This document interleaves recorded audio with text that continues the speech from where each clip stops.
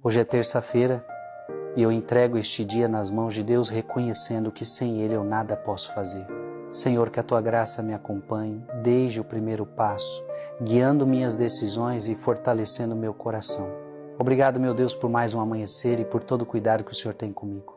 Que esta terça-feira seja marcada pela Tua presença, pela Tua proteção e pelo Teu agir em cada detalhe da minha vida. Abençoa o meu trabalho e todos os desafios que surgirem ao longo do dia.